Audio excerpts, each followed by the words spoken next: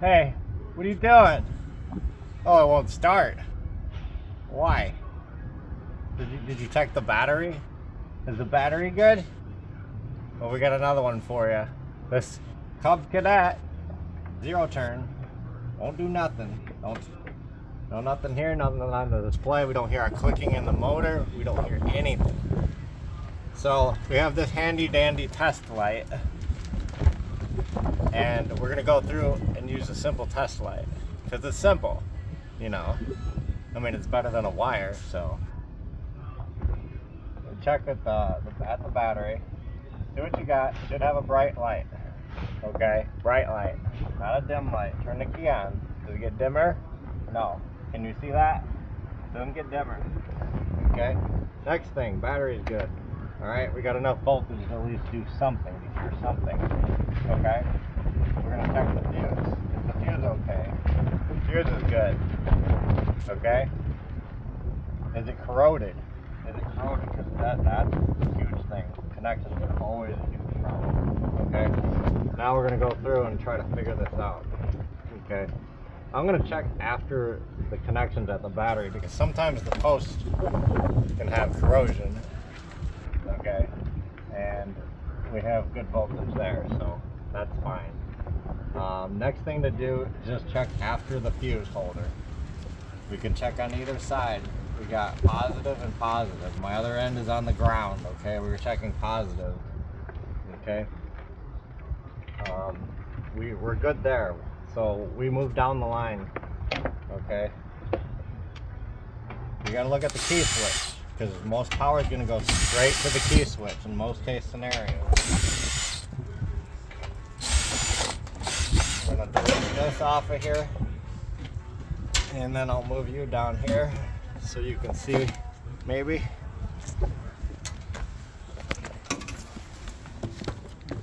All right. If the wind blows me over, or you over, not me. If the wind blows you over, let me know. Ground. The other end's ground. We're gonna find positive 12 volts. There should be something here, somewhere. You can poke in any of them. Just poke in there. Try to find it. If you have to unplug it, that's fine. Don't jam your meter leads ever in these terminals. You'll spread them out and they'll become loose and give you intermittent problems. It'll drive you absolutely crazy after that. So we're not getting anything anywhere to the key switch. That's strange. We should be getting 12 volts. So there's some problem where we have an open connection, completely open, from the key switch to that fuse holder. So let's start tracing here. It's more than likely that a wire isn't chafed through, but it is possible. So just try to find out where your harness goes and start following it. So I see it coming back over here, and it comes up here. We have a red with a white that came from the fuse holder, and that was good. So something is going from there and it's not making it all the way for some reason.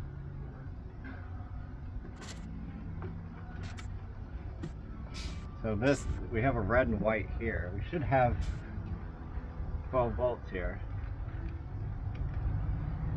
Or we should have illumination at least, pretty good. So somewhere we have a broken wire, somewhere. Okay, what's going on here? Why did this do this? Exposed wires aren't good, so I'm going to show you this, and this probably is our problem. Right here,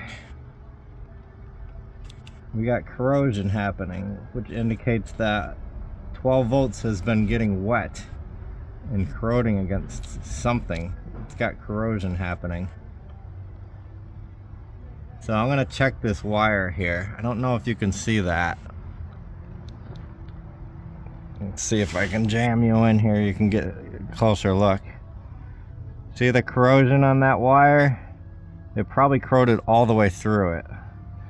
So what I'm gonna do, since I do see, you know, that we have exposed copper, we gotta do something with this. Now, you can go and try to if it's separated, you can try and pull on it and see if it'll actually just rip the plastic and then come apart. The other thing is, we're going to take our test lead and jam in there and see if we can get 12 volts. So let me jam you in here. Alright, for some random reason, it stopped recording. This was the issue. There was corrosion. I think we talked about that. And there's a lot of wind from the air gun blowing in the background. This was corroded and it was broken in two here. So basically I wanted to strip off and then make sure there's no corrosion on the wires.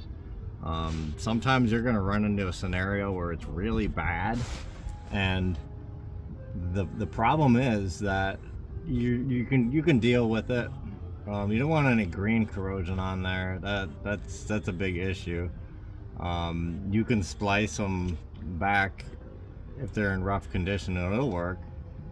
It's not ideal, but you know, it'll work. So we did that.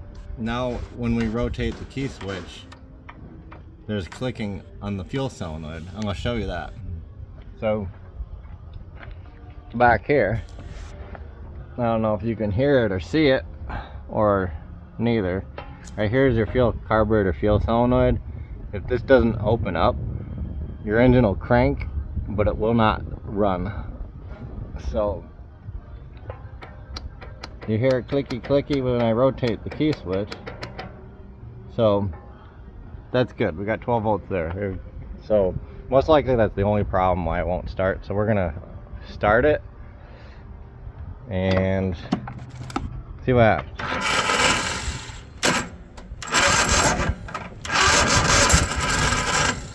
I got the crunchy Kohler starter.